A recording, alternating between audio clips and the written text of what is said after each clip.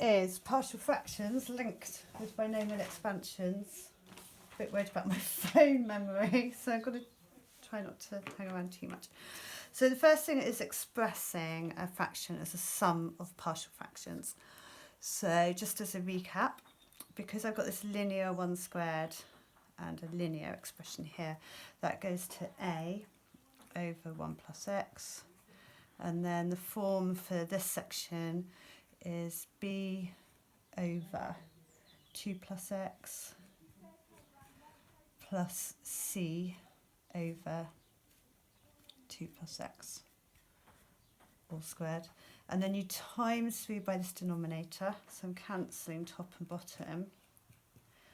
But I mean, you should be okay with all of this really, because you've done it all before. So I'm going to cancel off with 1 plus x, and that leaves me with a lots of 2 plus x squared.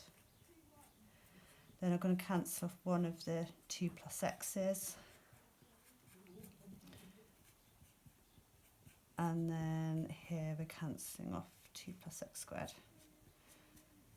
And then, setting brackets to 0, if you let x equal minus 2, you end up with, I'll let you work this out if you need to, 16 minus 20 plus 10, I obviously have the answer because I don't add up this quickly, equals minus c. And so c is minus 6. Then if I let x equal minus 1, then you get 4 minus 10 plus 10, which is 4, and 2 minus 1 is 1. So a is equal to 4. And then you've got two options. You could let x equal 0,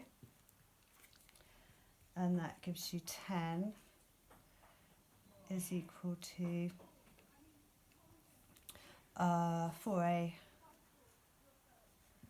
plus 2b plus c. 4a is 16.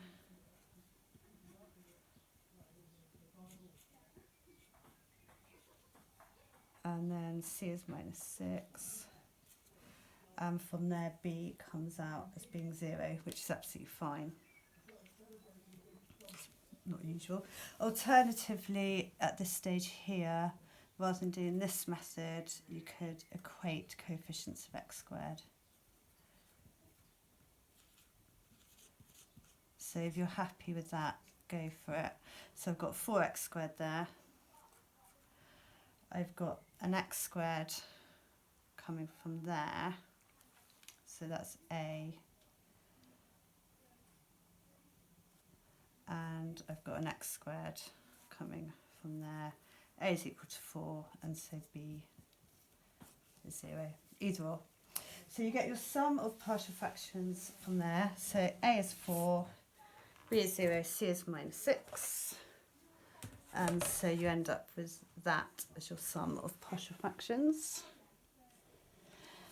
And then we want to find a series expansion, so we need to expand them. So it's hence, so we're using the partial fractions. And then you're basically doing what you did last lesson. So if I've got 4 over 1 plus x, that's equal to 4 lots of 1 plus x to the power minus 1. And then I'm substituting into the formula. The only difference, you've got this 4 on the outside. So it's 1 plus nx, so n is minus 1.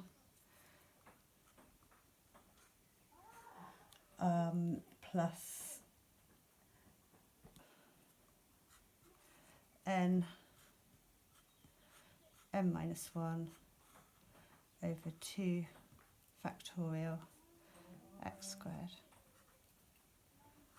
So that gives me 4 lots of 1 minus x plus x squared. And then if I times through by the 4,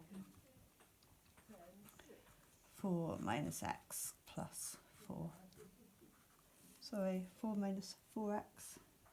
Let's call it that one. Plus 4x squared. Apologies if there's the odd mistakes on these. And then validity on x, I've replaced x with x. So this is valid for modulus of x less than 1. Then we do the same for this one. So 6 over 2 plus x squared is 6 lots of 2 plus x to the power minus 2. I've got a problem because that's not a 2. So you need to manipulate that. So I need to take the 2 out, write the middle bit as 1 plus x over 2. And that there is going to the power of minus 2. So it's 6 times 2 to the minus 2 lots of 1 plus x over 2 to the power of minus 2. 2 to the minus 2 is a quarter, 6 over 4 is 3 over 2. So you end up with 3 over 2, 1 plus x over 2 to the minus 2. So it's just a bit fiddly through there. It's no different to what you've just been doing, except you've got timesing by 6 at the end. And then expanding this as a binomial expansion, you get 1 plus nx, x is x over 2, plus n minus 1 over 2 factorial x over 2 squared. I'm only going up to the term in x squared. And so you end up with 3 over 2, 1 minus x plus 3 quarters x squared. I'll let you number crunch that if you feel like it. Times through by 3 over 2.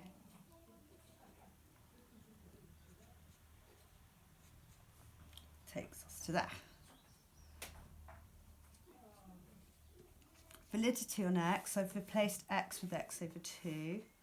So the modulus of x over 2 is less than 1. And so I need to times by 2. So modulus of x is less than 2. So that's the validity of that one. So we've got these two series expansions, which I have now smudged. And then to write this as a sum of partial fractions, I need to do the first one minus the second one. So I end up with the original fraction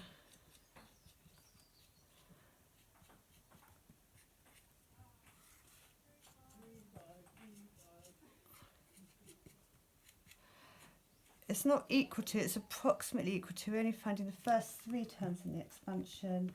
The first one is 4 minus 4x plus 4x squared, and then I need to subtract the second one because there was a minus between those two fractions.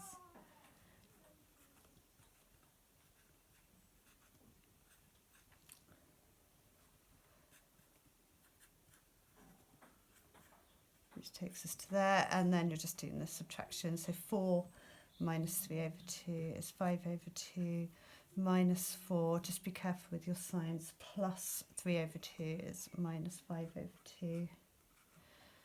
And then I've got 4 minus 9 over 8 x squared. And then for your validity on x, this one was valid for modulus of x less than 1. This one was valid for modulus of x less than 2. So like with the fractions, you need the one that fits both.